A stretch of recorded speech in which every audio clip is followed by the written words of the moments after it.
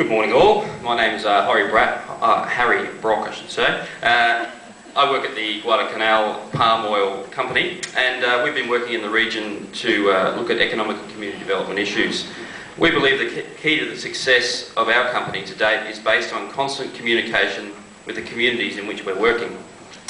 As you will soon find out in the Solomons, land is the biggest issue. In some ways it's the only issue. And the key to working effectively is to sort out the issues of land ownership and equity very early on. We've leased land from the local community and provide them with both an agreed market price on the crop and also a 20% stake in the company profits.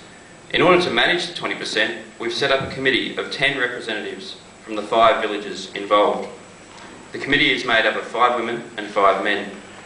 The women's involvement in this process is vital, as they are the chief managers of finance in the area. We also plan to expand the program to include outgrowers. By this I mean setting up agreements with local landholders outside of our existing 6,000 hectare lease arrangements for them to provide palm product at competitive rates. This will widen the benefit of the program to other farmers in the region. You will also see that there are community buildings that we've constructed to support the plant. We place a great emphasis on our staff. We now have over 3,000.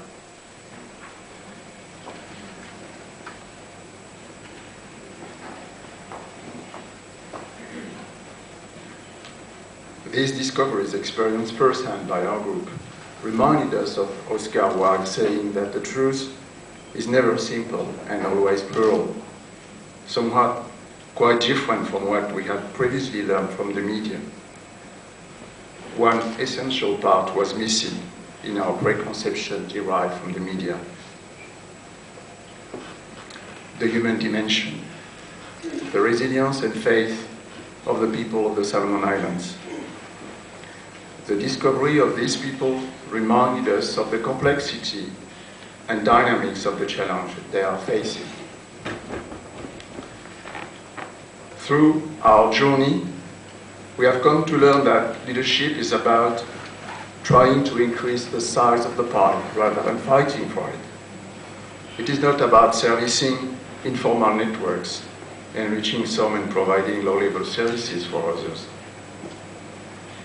It is by no means a self-serving process, nor is it paying lip services to big brothers. Leadership is an outcome as much as a process, which is about integrity, vision, and trust. It is about giving hope and creating this very spiritual bonding between human beings that build up the nation with a raison d'être.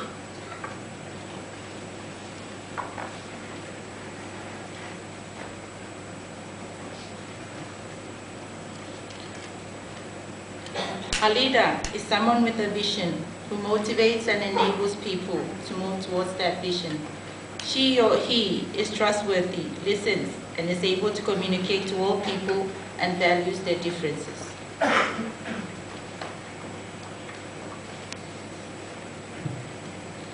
Leaders are those individuals who can respect the inherent differences in humanity, but can transform our parochial interests into one coherent, unitary vision. Building is a very difficult task. We all know that destroying is much easier. Leaders build faith, they build hope, they build a collective future. Values essential to all Pacific Islanders, values necessary for national and regional navigation.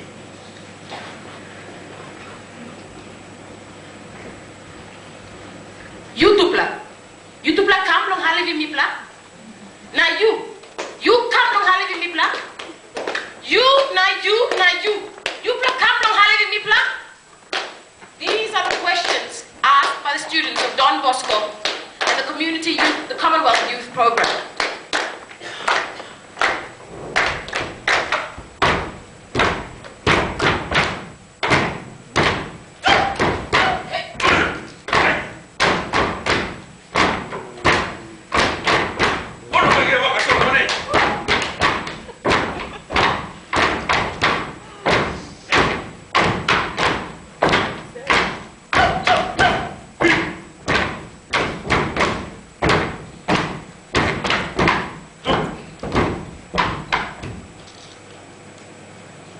spela morning. It is Mariola. Tapos med Dine. Princess Royal. De Paulolin. Tapos bemo kimoto ano ko to. Now, let's activate the boat of King Solomon. Basta. And better. That's it. Lua. Koru. Teu.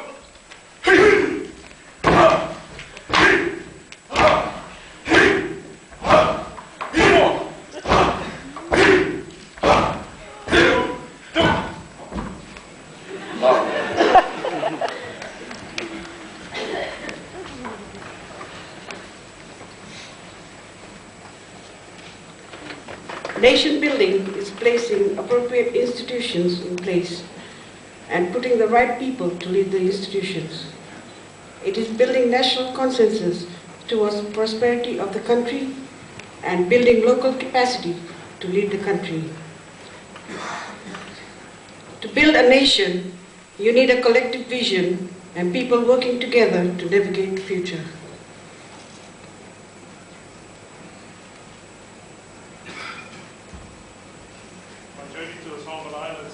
Before I got there, I had preconceived ideas of a country in chaos. Labels such as failed state and arc of instability were bandied around. When I arrived in the Solomon Islands and spent some time there, I realized that in the eyes of every child I met and of every person that I came across, there was indeed hope and resilience that they could get their country working again. My discovery to the Solomon Islands began in Brisbane. It was the discovery finding honesty, courage, diplomacy, humility, understanding, and friendship within this team. These amiable traits were needed to discover the real people of the Solomon Islands and Vanuatu. The journey of leadership is as much an internal as an external journey. I found strong culture and I believe it's a strong future. On reflecting on the journey that we've taken, I think as an Australian we have this strange idea that we really know everything about the whole world. Well, in fact, the Pacific Islands really know everything about the world. They know what family is, they know what love is. I've learned that from you guys, and I've really learned from these guys. From a third world country myself, I was personally moved by the experience of this tour and the importance to just look to the past and build for the future, and a very, very big emphasis on investing on their people. The courage and the resilience of the people we met is something that I will never forget. And as a team, we sure did paddle one canoe all together, and in one direction, though we zigzagged a bit. We learned that good leaders acknowledge the present, respect the past, and look to the future. What I have and will cherish about my journey with my oceanic friends is that we were able to blend our differences, whether it be our backgrounds, cultures, or interests, in a positive way to achieve our goals in discovering two of our nations, Solomons and Vanuatu. I had a learning experience, especially with the group that I work with and in Solomon Islands, and I know that Solomons has hope. The Solomons tour was an awesome focus on the many things that we should be looking at for our future. But it reminded me of the whakatauki that we have here in Aotearoa. He aha mea nui o te ao. What is the most important thing in the world? He tangata, he tangata, he tangata. It is people, people, people that we should be focused on.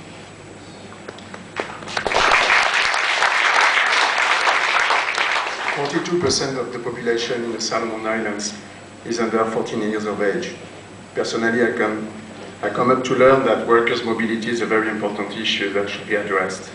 In the context of establishing free trade agreements, the demand for free flow labor cannot be ignored by key players, as it is the only common way of